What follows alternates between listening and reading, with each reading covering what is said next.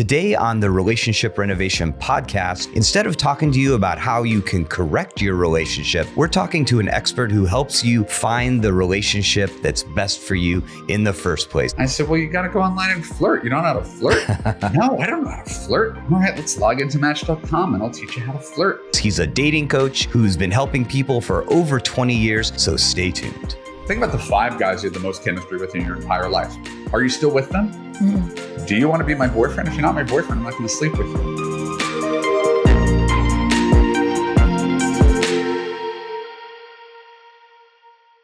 Hello, all, and welcome to the Relationship Renovation podcast. I'm Tarha Kerwin. And my name is EJ Kerwin. And today we're excited because we talk a lot about the problems people have in relationship. That's all we talk about. How they can sort of rebuild that closeness.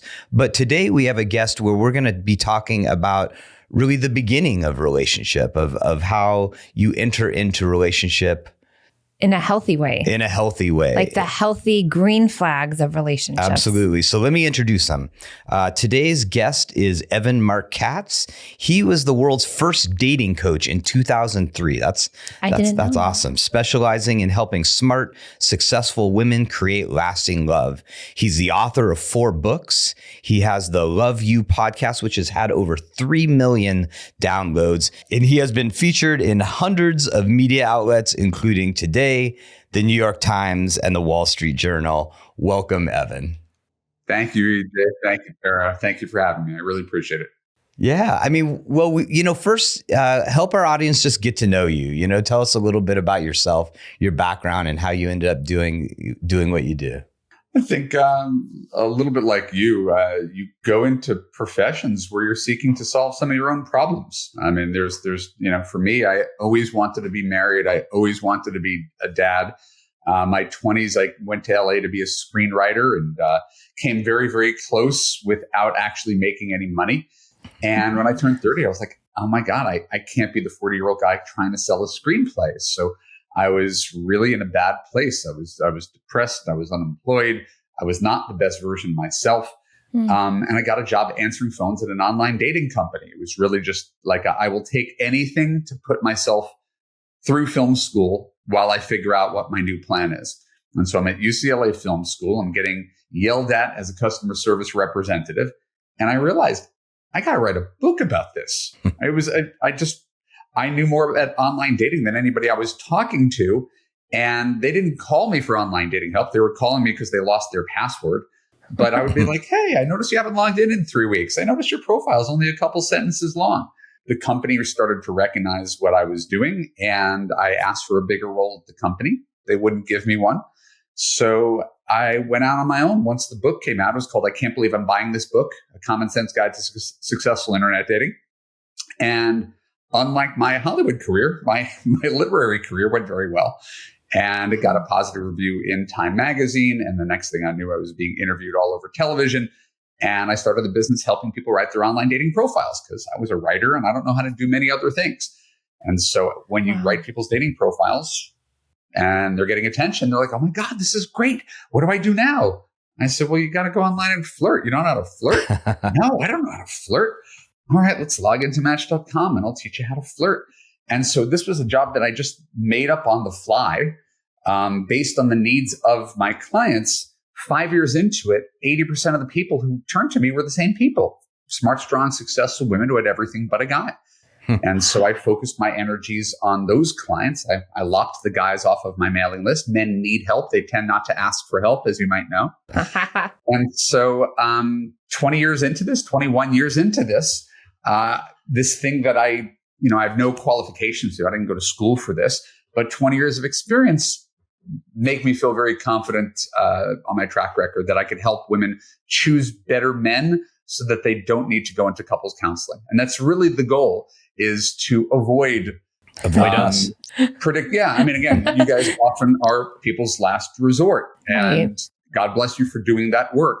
My hope is that if I could help people choose more compatible, healthy partners at the beginning, it's not going to cause that pain that they ignored down the road. Yeah. So So who comes to you? I mean, Yes. that's an interesting thing. Like, and, who comes to you and where are they sort of in their journey to finding, their person when they come to you? I'm sure you could look at your clientele the same way. You kind of get people in pockets, right? I'll get a lot of women, mid-30s, late 30s, want to have kids, starting to feel a little panicky about the possibility of not getting that thing checked off of their list.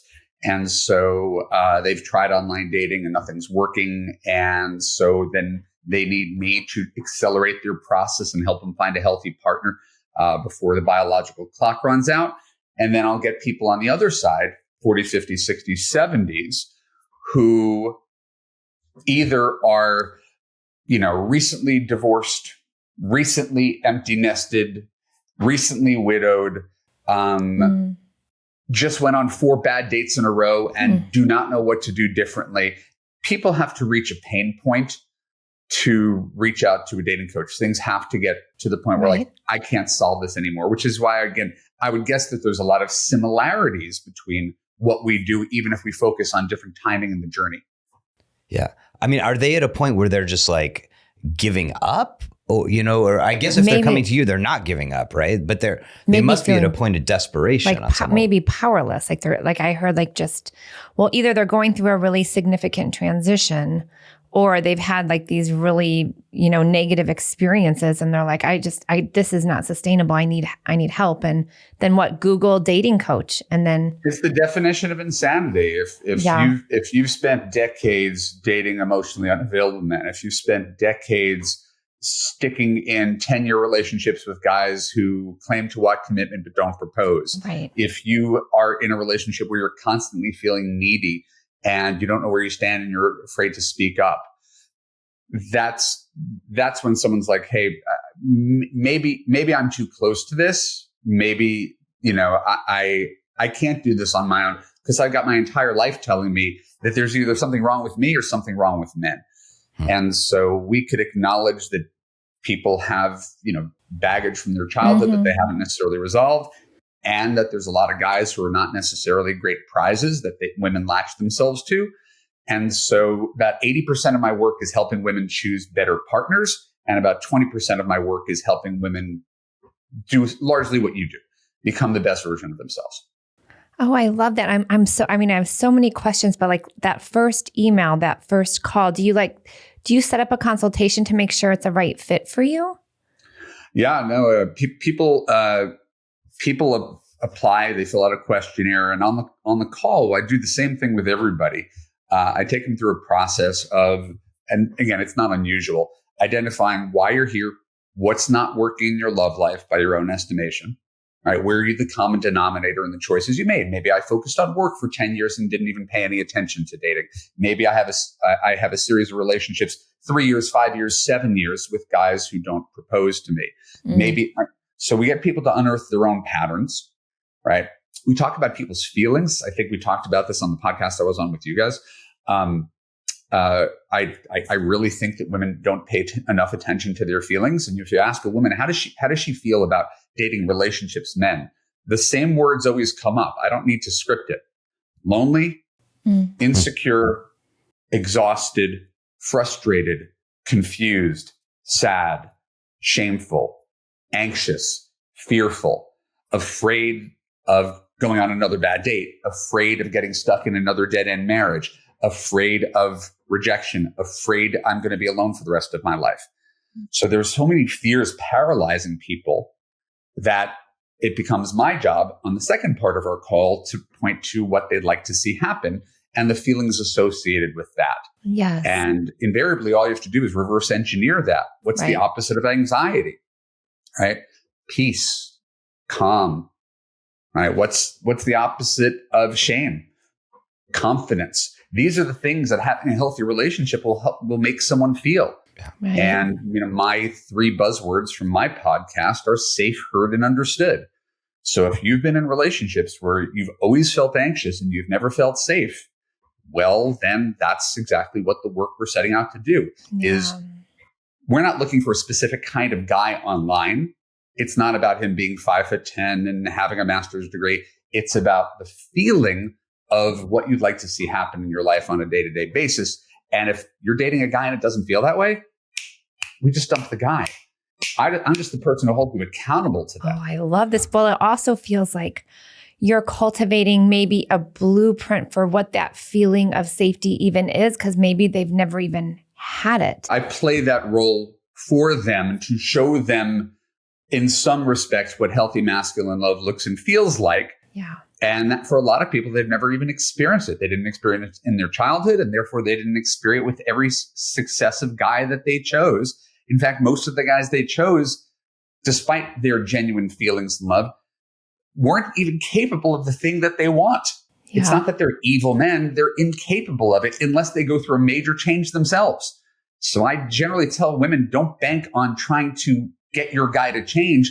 Choose a guy who doesn't need changing. Yeah. That's a safer path than maybe he'll grow into the man I want him to be. So in your opinion, is it a supply problem or is it a purchasing problem? Is it about that there's just a low supply of those type of guys out there, or is it about what these women are choosing? You just nailed it. Both. It's both. It's both and. Yeah. So listen, you and I don't get to create reality. We just observe reality as it is, right? In my opinion, in my experience as a coach for women, I would say, unfortunately, that 90% of guys are not capable of being the kind of guy, right? Even though, 50+% of people are married at any given time. I think most men on their own, without any help, are not great husband material. So that's going to narrow our dating pool. And that very much validates women's experience too. All right. So whether that's true, an accurate number, we could quibble with it. Sure. Let's just say that it's true because that's what they feel. All right. 90% of guys are incapable of being your guy. Great. How are we going to date online, show up on first dates, date multiple men? What is your process of sorting and selecting men? Because you only need one guy for the rest of your life. We don't need a million guys.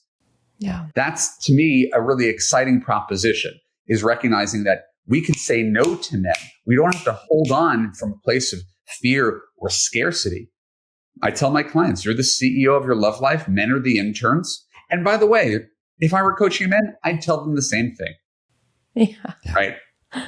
Yeah, it's interesting, like looking at it that way, because honestly, we have to approach it from a very different place. Of we have people who come in a lot of despair because they're trying to make it work, right?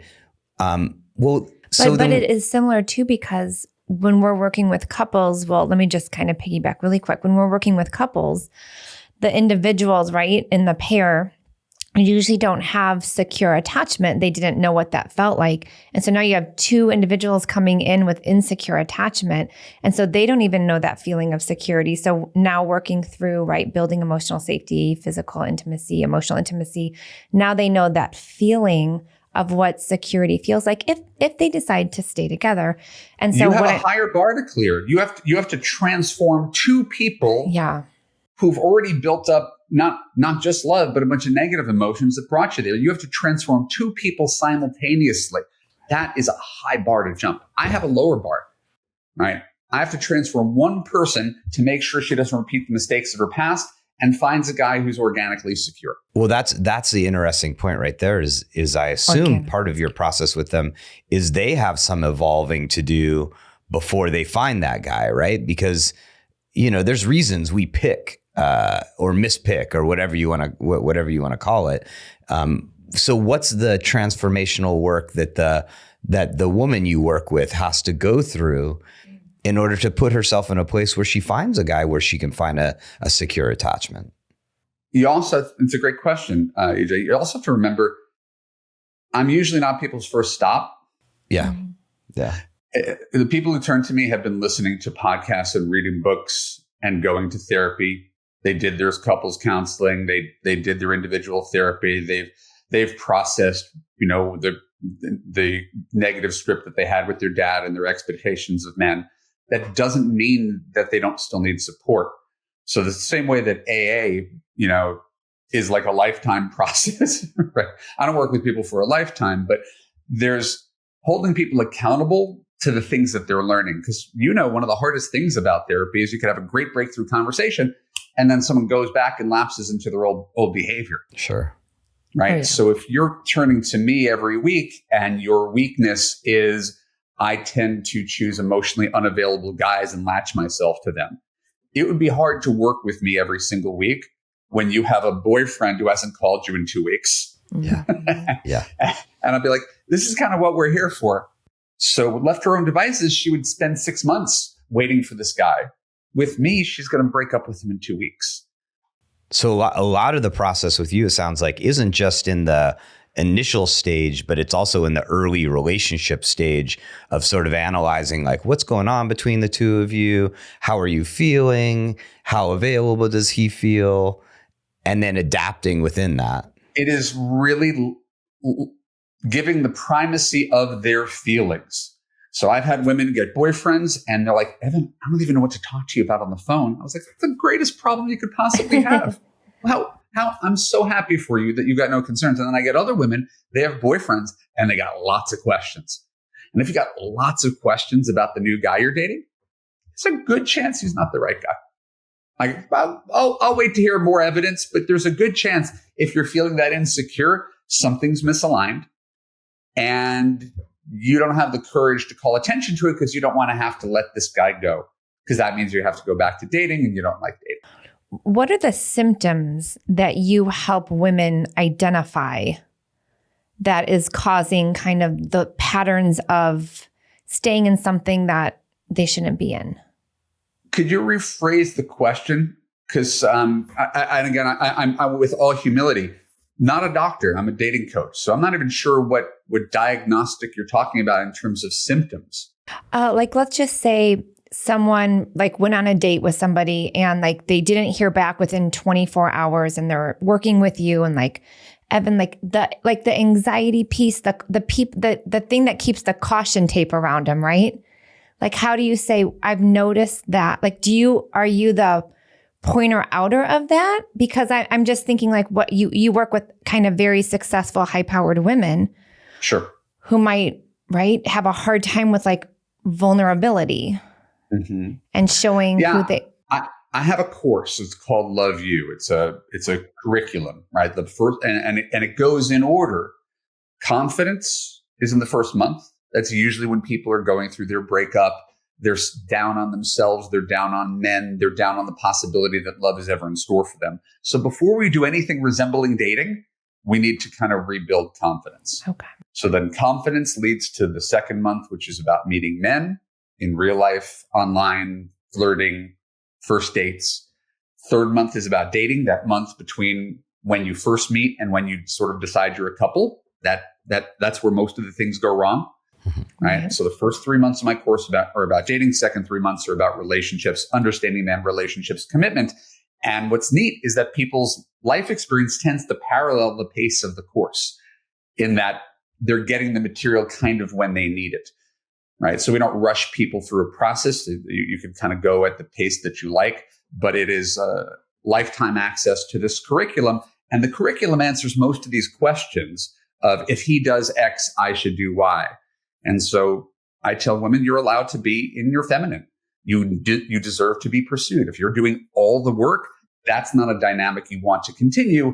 And if you continue with that, you're never going to have a guy who really cherishes you. You give permission to kind of melt a little. Like I'm thinking just somatically, like I don't have to have my guards up all of the time anymore. I don't have to be afraid all of the time anymore. I actually deserve to be cared for and loved, and that's okay. So I'm always trying to, yeah. And no, it's beyond okay. And I because I'm not a therapist, I dumb it down. I keep it simple. I'll say something like, "Don't do anything." What? Don't do anything. You mean like after I go out with him, I shouldn't do nothing? If you had a great date with him and you kissed him at the end of the night, ball's in his court. If he can't figure out that he should ask out the person he kissed last night, you should not have to remind him you're alive. Yeah. So he calls and he follows up, and all you have to do is quickly, warmly, enthusiastically say yes. So you don't have to initiate contact with guys. They, properly motivated men, will do that heavy lift for you. And then you don't have to wonder where you stand. He's directing the energy. You just have to say yes. That's what's interesting though, is like, that's got to be a really hard place for a lot of these women to occupy, because they're high-powered women. They're people who've taken charge of their life. They have not sat back and waited for things. They have pursued them, and you're asking them to not be that pursuer, not to use what in a lot of ways has helped them succeed in their careers. That is correct. Now, this isn't one size fits all advice, right? I mean, I'm saying this because we're talking a little bit about feminine energy and somatic and just relaxing and trusting. Mm-hmm. But there's a whole spectrum of men. There's a lot of guys who are like, you can call me sometime, right? Guys who are more in their passive, more in their feminine. That's going to require a different approach. And maybe that guy wants a woman who's like, I found tickets to a play on Saturday night, want to come, right? As long as she's comfortable in that. That's where it gets a little hairy, is there's a lot of women who are in their masculine and it's worked for them in the workplace. They don't want to be in it, right? But it might be a better fit for them because they do want the level of control. They want to be able to do and not just receive. So ultimately, we customize these ideas for the person that we're talking to. Sure. And like differentiating between, is the guy just a little more, like I said, in his feminine energy, or just a little more passive, or is he commitment-phobic and emotionally elusive? It's like, I imagine it's helping them find some clarity there, helping them see things a little more clearly. Yeah. And they're the ones who provide the evidence, right? I mean, I'm not really putting myself on a limb when I say that an interested man will generally let you know if he's interested. And an interested man, sometime in the first 4 to 6 weeks, is going to let you know that he wants to be your boyfriend. He's not going to wait 2 months, 5 months, 7 months. Yeah. Right? Like, these things develop a little bit more quickly. And if you've normalized being in a situationship, just casually sleeping with a guy and keeping your fingers crossed, you're allowed to. There's no morality around it. It just doesn't have a great track record. It's so interesting. Do you remember when that book came out, He's Just Not That Into You? Sure. I remember I was living in Santa Monica and I had these girlfriends that were just such bad daters. And I'd be like, hey, here's a copy. Like, I mean, you would feel powerless as a friend when I would see these beautiful women that I had, so smart, so beautiful. And they just kept dating these guys that were so obviously not into them. But I think, like you said, women and just the overfunctioning piece and putting our needs last, like, it kind of feels normal a little, like, unfortunately. There's a lot of wishful thinking that goes on in relationships. And again, because I coach women, I'll speak exclusively about that. That's awesome. It probably happens on the male side too, where men look for any sign she's interested, and he doesn't take any of the hints. So that's where guys kind of get out over their skis a little bit, is pursuing someone who's not interested. But similarly, if a woman has a crush or feelings for a man, or had a great first date, or felt some chemistry, she can do amazing mental gymnastics to avoid the obvious conclusion, or the conclusion that would be obvious to anybody but her, who doesn't have an emotional investment in it. Yeah. And so that's what me and my Love You community, I got a whole bunch of women who are going through this process. I've got a private Facebook group. That's where everybody can hold up the mirror and reflect that back to her in a safe environment, so she doesn't have to figure this out on her own. I love that. Sometimes people just are too in it to be able to see. I mean, again, it's why you guys are so invaluable as well. I mean, it's interesting too, because it's one thing that the emotional investment you have when you've been together for 5 years or 10 years or you have kids. But I mean, I know personally, just earlier in my life, and I certainly have seen it working with people over the years, of like, people can get emotionally invested like in 3 weeks, where they feel like, oh, I'm already invested. Like, I gotta and it's not conscious. It's like it's a very unconscious thing of like, I think some of it is like, there are some people who are powerful and smart who don't want to fail. And once they've got a project, they're just like, I'm not giving up on this guy. He's he's got this and that. And it sounds like what you're doing is trying to help your clients notice early, like, hey, this doesn't feel good. I got to pay attention. Or does feel good, but just because it feels good doesn't mean that you have a future. I'll say, no man is real until he's your boyfriend. He's just hope, fantasy, projection, and potential. So you get all excited about someone, you think he's the one, but you've only met him twice, right? That's a feeling. And those feelings we don't have just a great track record. I'll always ask women, think about the guy you had the most chemistry with in your entire life. Think about the 5 guys you had the most chemistry with in your entire life. Are you still with them? Mm-hmm. Every guy that you thought was the one, are you still with him? And the answer is always no. That's how they got to me. Yeah. So it's an easy setup. So that's how I know we can't really trust that you just know feeling, right? Even though everybody wants it and craves it, and it is a wonderful feeling. It's just not an accurate feeling. Can I ask you a question, since this is kind of like, you work with you used to work on the online dating, but we have an intern here at our counseling center, and she was like, Tarha, what's this thing with situationships?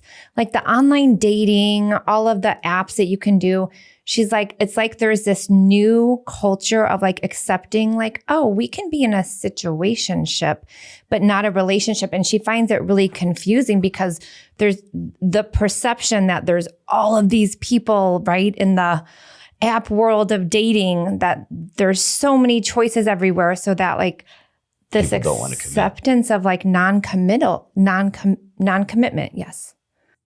Yeah, no. And, my central metaphor in Love You is that women are the CEOs and men are the interns. And again, if I were coaching men, I'd probably do a different version of that. But for these purposes, women are the CEOs and men are the interns. And most of the clients that turn to me are lifetime interns. They give away all of their power, right? And then just sort of hope to be chosen. So what is a situationship? It's I'll sleep with you. You'll get all the benefits of being with me as a girlfriend without any of the obligations or the commitment. Who does that work for? Not for her. So she needs to actually reverse that energy. Do you want to be my boyfriend? If you're not my boyfriend, I'm not going to sleep with you. Right? And that's not like a game. It's not a trap. I don't even know if I want you to be my boyfriend. We've only met 3 times. But if what we have is real, we can continue to have fun. We continue to enjoy foreplay. Right? And together, we'll figure out if taking down our profile is a good idea. That's an empowered stance. Mm-hmm. I'm attracted to you. I'm a sexual being. I don't sleep with guys who are looking for other women on Bumble. That's a pretty reasonable boundary. And if that's too much for you, good luck. There's one thing that we have run into so many couples who once they've been together a year or 3 years and they didn't negotiate the end of sort of their online single existence. They didn't say, hey, now, like you said, we've been together 3 months. We're boyfriend and girlfriend. We will together pull down our profiles. We're going to make an agreement about what our relationship status is on other social media.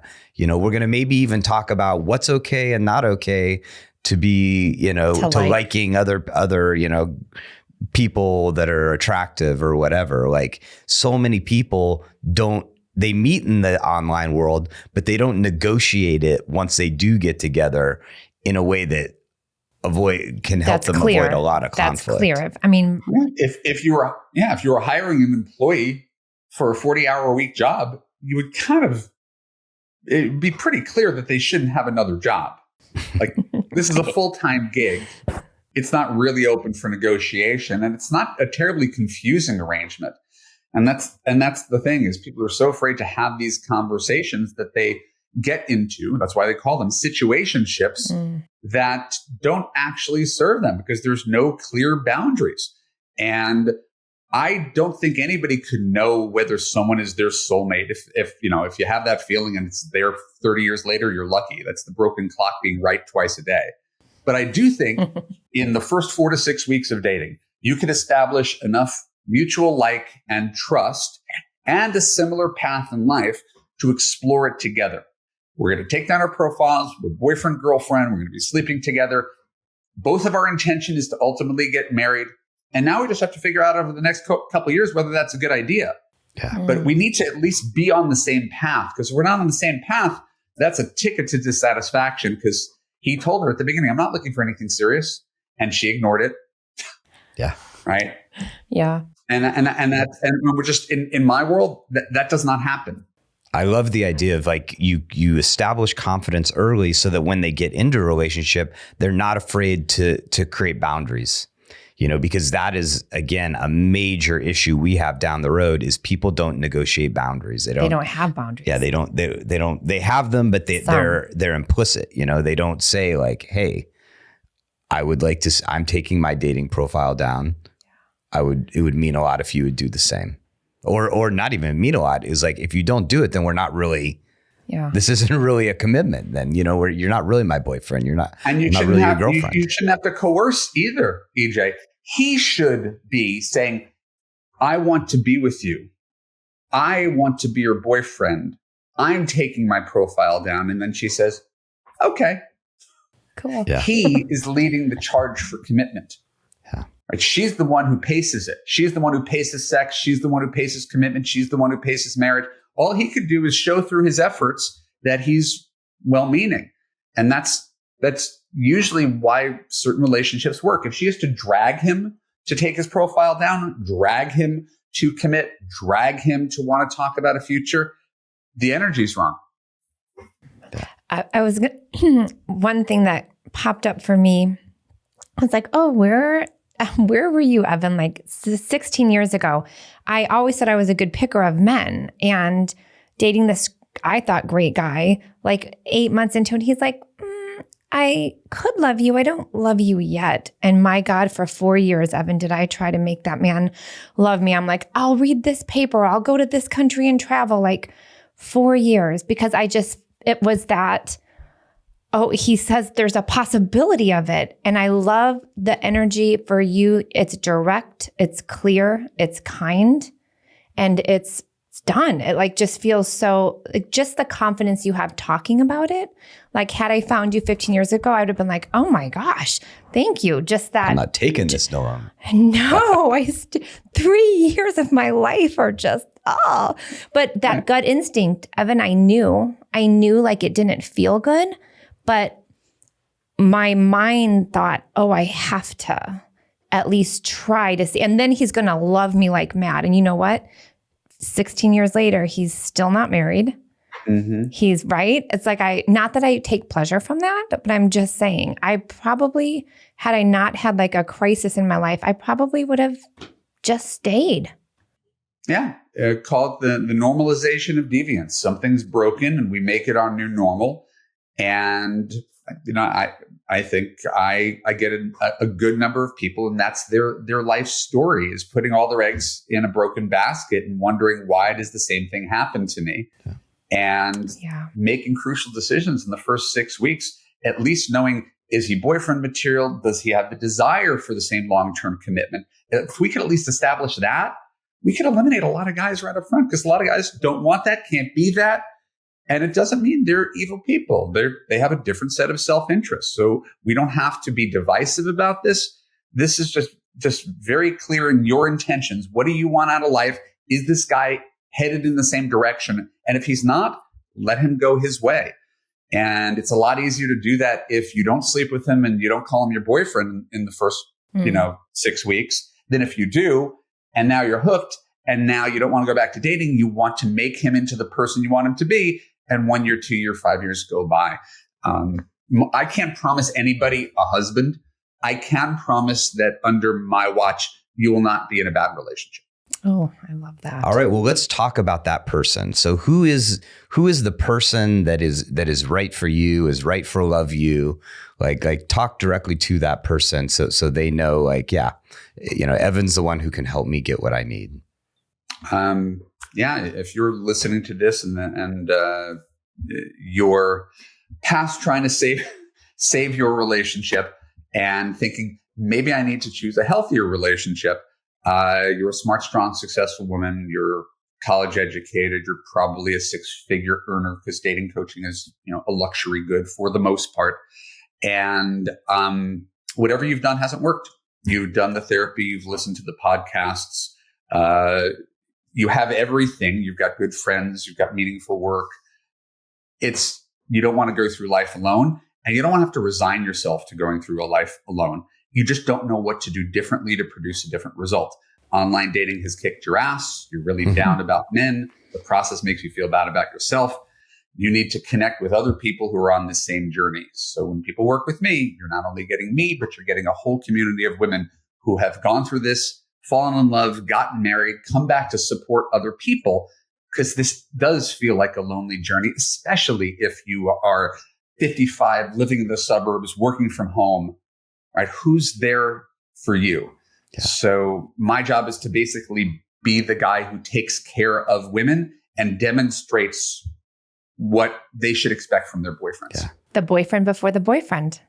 That's what we talked about on your podcast. I know. Yes. Yeah. And I love the community side too. I mean, I think anytime we're surrounding ourselves by other people who are trying to do what we're trying to do and are committed to it and are committed to growing in order to get to that place, I mean, that is huge. So that's an amazing part of your services, I think, they're fantastic. So and to think it all started because you needed a job in LA, and look, it's like it just fell into your lap, the calling that happened. And kismet, right? It's so incredible. I just love hearing stories like this because it's obviously this is what you're supposed to do.